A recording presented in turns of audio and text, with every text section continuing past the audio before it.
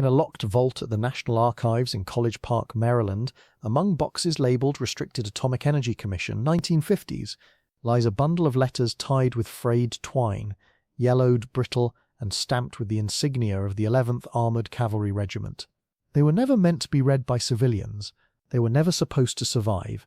Yet here they are, testimonies scrawled in shaky cursive and blue ballpoint, signed by young men who stood just 7 miles from ground zero as the desert turned to glass, who were told they were defending democracy while being used as human guinea pigs in America's feverish race to master the atom. They called their barracks the Lunar House, not for its beauty, but because after the flash the world looked like the moon, white, silent, and dead. This is their story. It began in the scorched basin of the Nevada test site, 65 miles north of Las Vegas, where the US government detonated over 100 atmospheric nuclear bombs between 1951 and 1962. Officially, these tests were for national security. Unofficially, they were laboratories of human exposure. Thousands of soldiers, many still teenagers, drafted straight from farms, factories, and city streets were shipped to the desert under orders of Operation Desert Rock, a series of military exercises designed to train troops for atomic warfare. But the training was a lie. There was no doctrine, no tactics, no plan, only observation. The Pentagon wanted to know how men would react to the blinding light, the crushing blast, the invisible poison that followed. And so they sent boys to sit in trenches, crawl through irradiated dunes, and even march toward ground zero, minutes after detonation, while scientists in lead-lined bunkers took notes. Among them was Private Daniel Reyes, 19, from El Paso, Texas.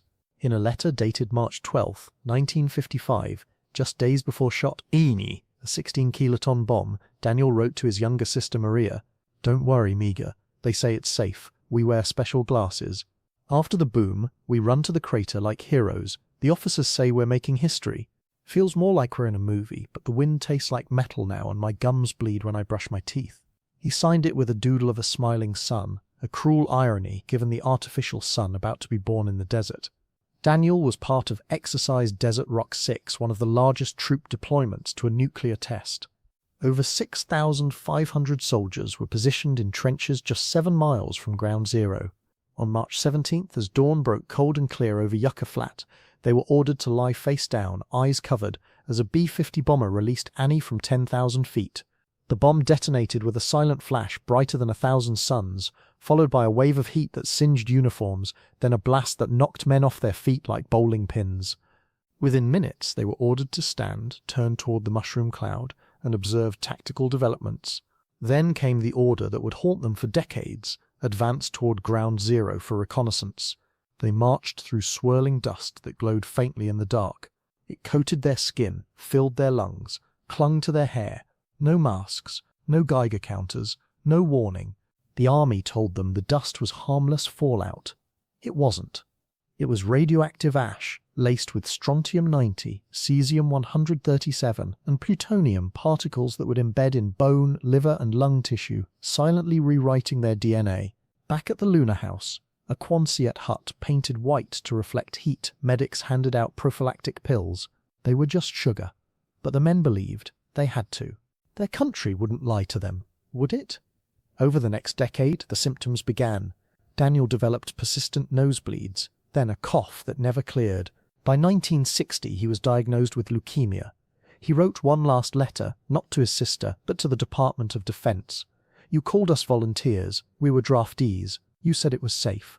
My bones ache like winter. My wife cries when she thinks I'm sleeping. If this is what freedom costs, then God help America." He died in 1961, aged 25. His file was stamped non-compensable, no causal link established. He was not alone. Thousands suffered. Cancers, thyroid disorders, birth defects in their children, neurological damage. But for decades, the government denied everything. Records were classified. Veterans were told their illnesses were coincidence or lifestyle. Many, ashamed and confused, never spoke of their service near the blast. They buried their memories and their letters in shoeboxes under beds. But some refused to be silenced. Sergeant Eleanor Ellie Marsh, one of the few women present as a nurse during the tests, kept a secret diary. In it, she described decontamination protocols that were never enforced. Boys came back grinning, covered in snow. They called it that, the white ash. I told them to wash, but the water ran out. Command said, "Let them dry. It's just dirt." I knew better. I'd read the briefings they hid from the troops. But what could I do? I was just a nurse. Her diary, discovered after her death in 1998, became key evidence in the 1994 Advisory Committee on Human Radiation Experiments.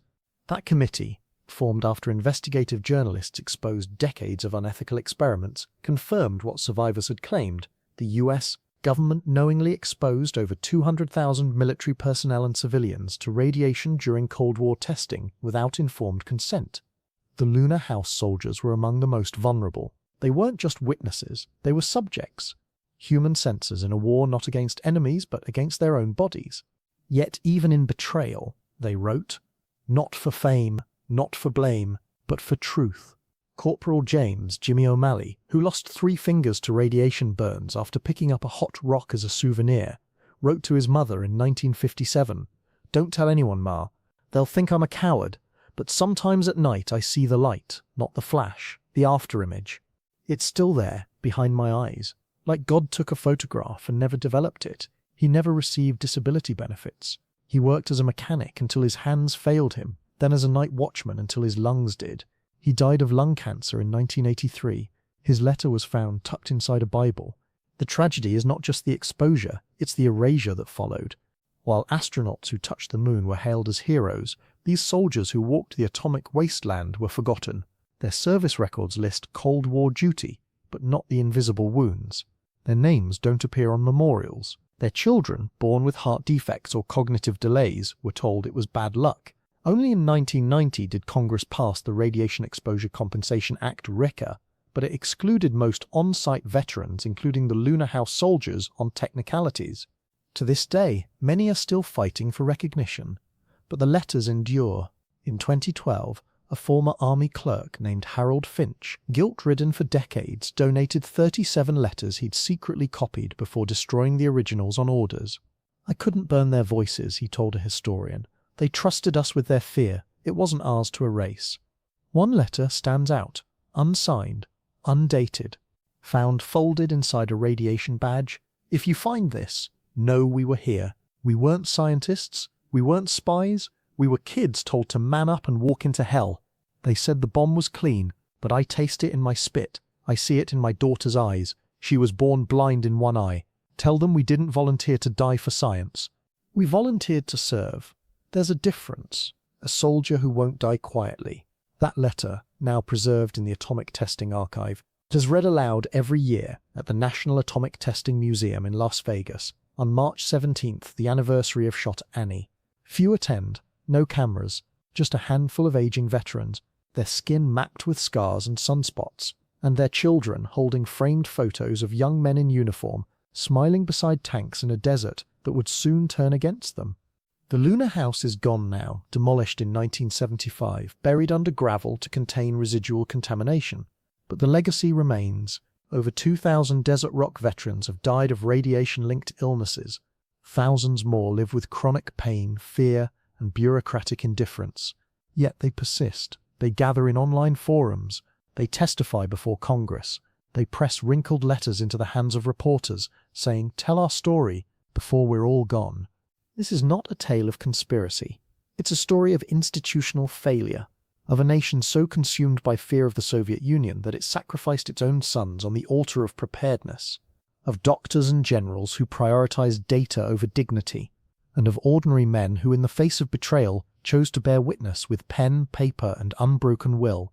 Their letters were never mailed to the public, but they were always meant for us, for a future that could learn from their sacrifice, that could ask, what price security, who bears the cost of progress?